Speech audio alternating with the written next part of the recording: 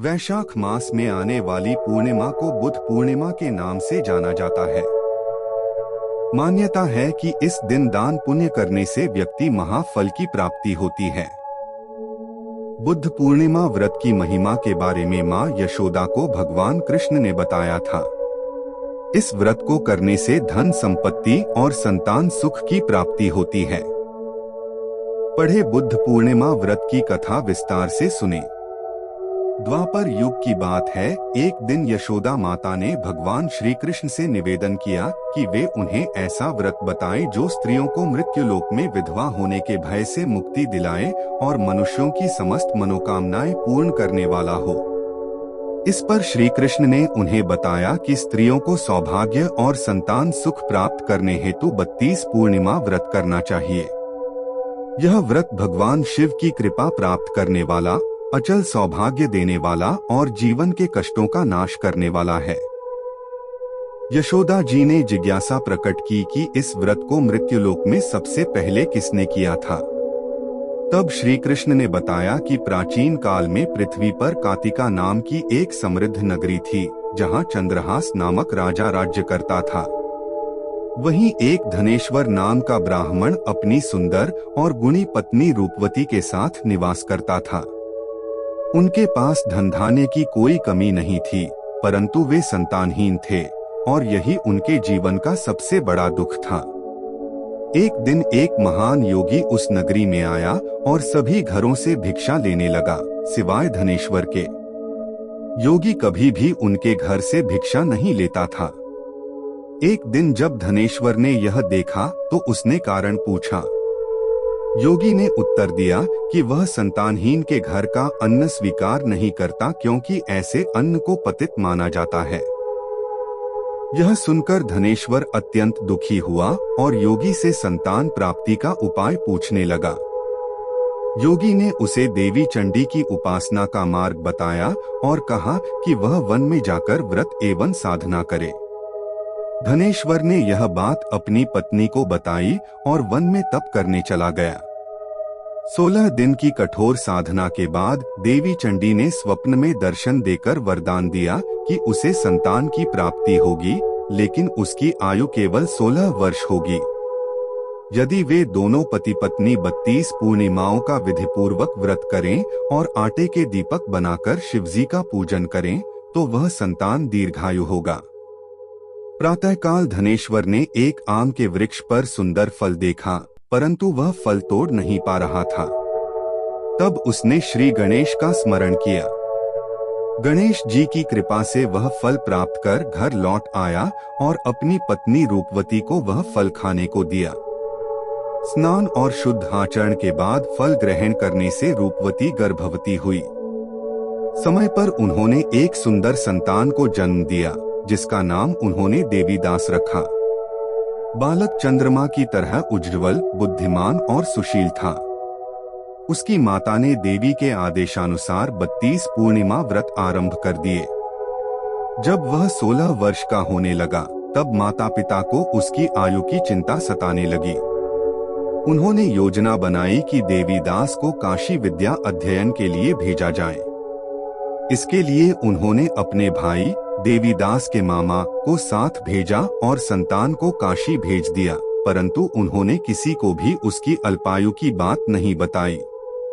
एक दिन वे एक गांव में रुके, जहां एक ब्राह्मण की कन्या का विवाह होना था। कन्या ने देवीदास को देखकर उससे विवाह करने की इच्छा जताई।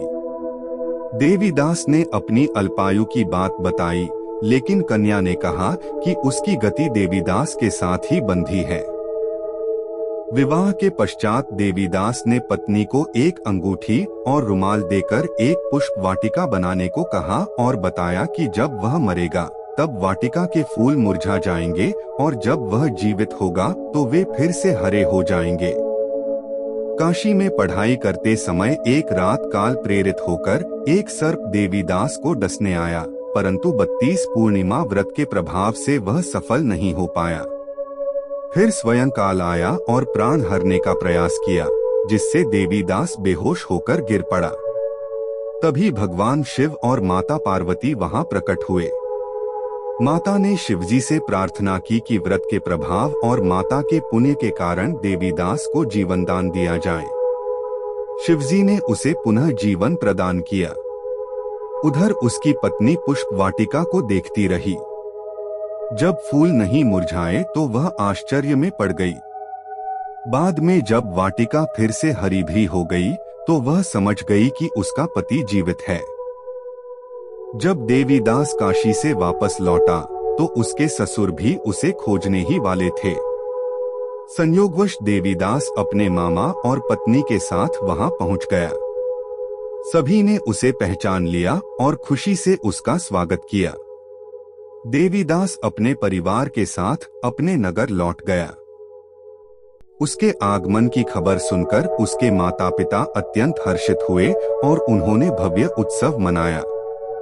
अंत में श्री कृष्ण यशोदा माता से कहते हैं कि धनेश्वर को संतान रत्न, उसकी दीर्घायु और कुल की रक्षा केवल 32 पूर्णिमा व्रत के प्रभाव से ही संभव हो पाई। जो भी मनुष्य श्रद्धा से इस व्रत को करता है वह जन्म जन्म के पापों से मुक्त होकर सुख, समृद्धि और सौभाग्य प्राप्त करता है। बुद्ध पूर्णिमा पूजा विधि। सूर्योदय से पहले उठकर पवित्र नदी या घर पर ही पानी में गंगाजल मिलाकर स्नान करें। साफ वस्त्र पहनकर व्रत का संकल्प लें। घर के मंदिर में भगवान विष्णु या बुद्ध की प्रतिमा के सामने शुद्ध घी का दीपक जलाएं। प्रतिमा को धूप, दीप, फल, फूल और मिठाई अर्पित करें। भगवान बुद्ध को दूध और शहद युक्त खीर का भोग लगाना अत्यंत शुभ माना जाता है। इस दिन पीपल के वृक्ष को जल अर्पित करना चाहिए। मान्यता है कि बुद्ध को इसी वृक्ष के नीचे ज्ञान प्राप्त हुआ था। वृक्ष के पास दीपक जलाएं और मीठा चढ़ाएं। पूजा के बाद श्री विष्णु सहस्रनाम का पाठ करें। इस दिन तिल, शक्कर, सत्तू और वस्त्रों का दान करना बहुत फलदायी माना जाता है। शाम को चंद्रमा के उदय होने पर कच्चे दूध, चावल और चीनी मिलाकर चंद्रमा को अर्घ्य दें। बुद्ध पूर्णिमा का व्रत करने और इस दिन दान पुण्य करने के कई धार्मिक और मानसिक लाभ माने जाते हैं। पापों से मुक्ति। मान्यता है कि वैशाख पूर्णिमा के दिन पवित्र नदी में स्नान करने और भगवान विष्णु की पूजा करने से जाने अनजाने में हुए पिछले जन्मों के पाप मिट जाते हैं। भगवान बुद्ध शांति के प्रतीक हैं। इस दिन ध्यान और पूजा करने से मन के विकार, क्रोध, मोह, ईर्ष्या दूर होते हैं और जीवन में सकारात्मक ऊर्जा का संचार होता है। आर्थिक समृद्धि। इस दिन पीपल के वृक्ष की पूजा और दान करने से माता लक्ष्मी प्रसन्न होती हैं, जिससे घर में सुख समृद्धि आती है और आर्थिक तंगी दूर होती है। ग्रह दोषों का निवारण। ज्योतिष शास्त्र के अनुसार पूर्णिमा के दिन चंद्रमा अपनी पूर्ण कलाओं में होता है। इस दिन चंद्र देव को अर्घ्य देने से चंद्र दोष समाप्त होता है और मानसिक मजबूती मिलती है। सत्य और अहिंसा का मार्ग। आध्यात्मिक रूप से यह दिन व्यक्ति को सत्य, अहिंसा और प्रेम के मार्ग पर चलने की प्रेरणा देता है, जिससे पारिवारिक जीवन सुखमय बनता है।